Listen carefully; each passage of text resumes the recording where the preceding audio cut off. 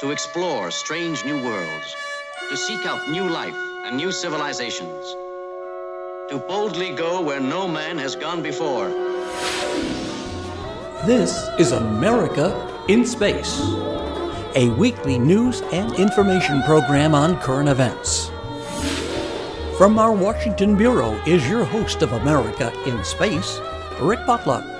Welcome, and thanks for joining me today on this edition of America in Space. Astronauts Bob Behnken and Doug Hurley are in their final preparations for the Demo 2 launch, the return of crewed flights from U.S. soil. Both Behnken and Hurley are space flight veterans. Behnken flew 2 Space Shuttle missions, STS-123 in March 2008 and STS-130 in February 2010, logging more than 708 hours in space and more than 37 hours in 6 spacewalks. Doug Hurley is also a veteran of 2 Space Shuttle flights. Hurley was the pilot of STS-127 and the last Space Shuttle flight, STS-135, back in July 2011. Recently, Hurley was asked if there would be some disappointment not having family and friends at the Cape for this historic launch. Yeah, it certainly is disappointing. Aspect of all this pandemic is the fact that we won't have, the luxury of our family and friends being there at Kennedy to watch the launch. But it's the right thing to do in the current environment. I guess I would also say that, the last 5 years for Bob and I working commercial crew, and then the last 2 specifically with SpaceX, it's been a long road to get here, and I don't think either one of us would have predicted that when we were ready to go fly this mission that we would be dealing with this as well. But we just want everybody to be safe. We want everybody to enjoy this and relish this moment in U.S. space history, but the biggest thing is we want everyone to just be safe and enjoy it from a distance. Bob Behnken was asked about the manual operation of the Dragon spacecraft. I think the Dragon spacecraft does have a lot of capabilities for us to intervene manually. I think probably the one that most folks are the most familiar with is actually the possibility to take over and manually fly the vehicle potentially close to space station. Folks probably know that's how we got the Space Shuttle docked to the International Space Station. We took over manually and flew those final steps of the mission. But we do have a series of manual capabilities that allow us to really protect ourselves if the automation was to have some sort of a problem with it, less of a focus on executing the mission with the manual controls. Doug should have the opportunity a couple of times during the flight to manually fly the vehicle with those interfaces that kind of drive it around. But we will be probably checking out some of the other manual interfaces that we're involved with as well. Doug, you have anything to add? Yeah, just as Bob mentioned, we specifically, as part of this test flight, designed in some time with, in the pre-flight phase as well as closer to space station so we can test out actual manual flying capability of the vehicle and just to see and verify that it handles the way we expect it to and the way the simulator shows it to fly. And I think it's a prudent part of our flight test, just like anything else, in case the eventuality happened for a future crew that needed to take over manually and fly the spacecraft. So we're just doing our part to kind of test out all the different capabilities of Crew Dragon. Doug Hurley commented about the differences of stick controls, such as those on the Space Shuttle, versus the touch screens on the Dragon. Growing up as a pilot, my whole career, having a certain way to control a vehicle, this is certainly different. But, we went into it with a very open mind, I think, and worked with them to kind of refine the way that you interfaced with the touch screen and the way that your touches actually registered on the display in order to be able to fly it cleanly and not make mistakes touching it and, potentially just putting in a wrong input, those kinds of things. So it was challenging, I think, for us and for them at first to kind of work through all those different design issues, but we got to a point where the vehicle, from a manual flying standpoint with the touchscreen, it flies very well.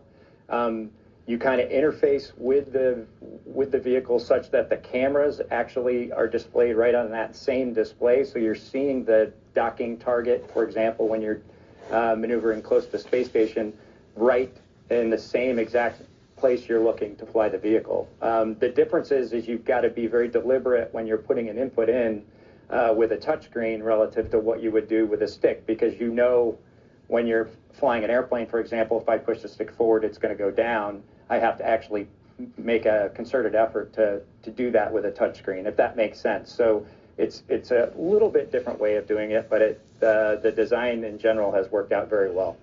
I think one thing to add is that the flying task is very unique. The docking task to come close to space station and fly in proximity and then slowly come into contact is maybe a little bit different than what you would see for flying a space shuttle or flying an aircraft. And so when we evaluated the touchscreen interface, we really did focus on the task at hand and trying to get to, a good performance for that specific task.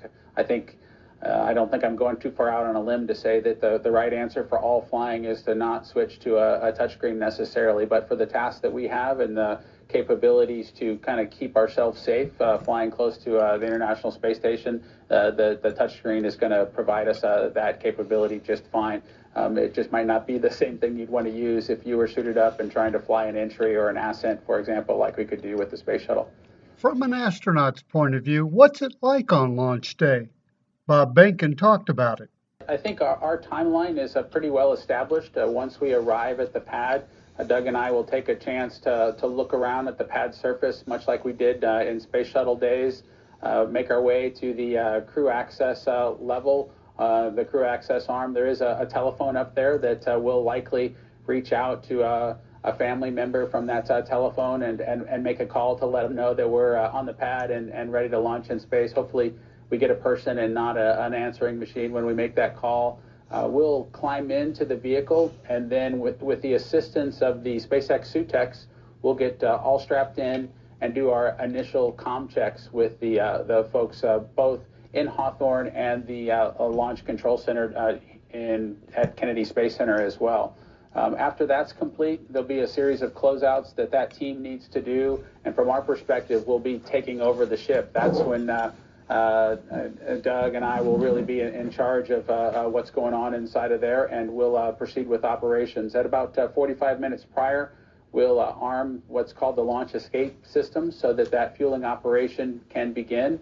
And so I would say that there certainly is a different level of nervousness. I think for both Doug and I, nervousness is not the right word. It's a different level of awareness once we get the ejection seat, if you will, armed of the vehicle while it starts the tanking process. And to sit on that ejection seat for that 45 minutes through the tanking operation leading up to launch is something that we're used to doing in airplanes. At some point on the ground, we do need to arm that ejection seat, and post-flight, we need to do it as well. It's just a part of the way that we've done business our entire careers, I guess, both in the military and now with the SpaceX vehicle. And so, again, I wouldn't say that we have nervousness or a difference. It's just part of recognizing what capabilities the vehicle has and what can happen to you at any given point. And once we get that system armed up, we'll be ready to go fly. I know folks will look for T-minus 0, but we'll be ready for it as soon as we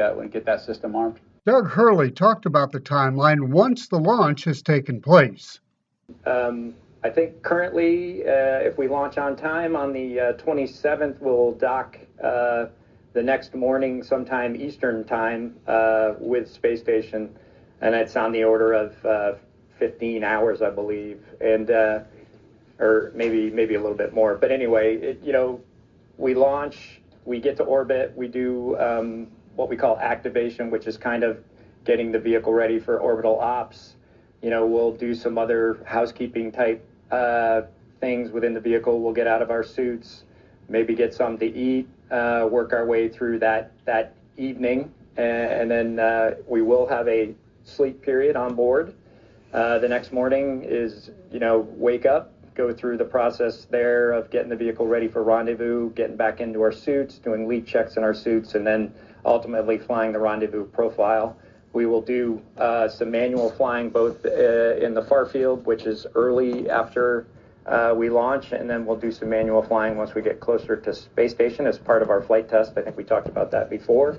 And then ultimately docking mid-morning on the 28th. What's the excitement and anticipation like for this flight compared to the space shuttle flights?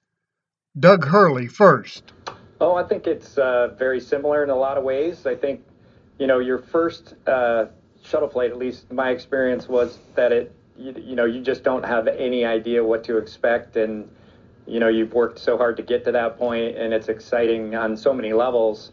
I think this is a little bit more measured in a lot of ways because, one, we've been to space before, but we've also worked a very, very long time in this collaboration with SpaceX to get to the launch pad, one, and then the other thing is you just want to be methodical about everything you do because this is a first flight of a vehicle, and we just want to make sure we've chased down everything we need to, and along with the rest of the teams, both here at NASA and at SpaceX, to make sure everything's going to go the way we need it to go.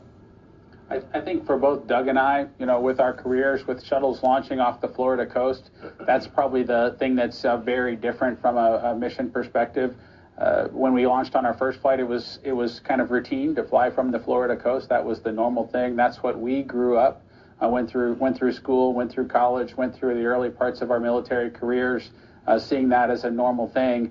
Now to get the chance to bring it back to the Florida coast and to have it be not our first mission, I think we have a different perspective of the importance of coming to Florida, launching again on an American rocket from the Florida coast, and generations of people who maybe didn't get a chance to see a space shuttle launch, getting a chance again to see human spaceflight in our own backyard, if you will, is pretty exciting to be a part of. I think that's the thing that's most exciting for me, as well as on my first flight, I was I didn't have a small child, I didn't have a son, and so I'm really excited to share the mission with him and have him have a chance to be old enough at 6 to see it and share it with me when I get home and while I'm on orbit. The astronauts are go for launch. Thanks for listening. Be sure to follow us on Facebook and share our program with your family and friends. I'm Rick Potlock. This has been America in Space.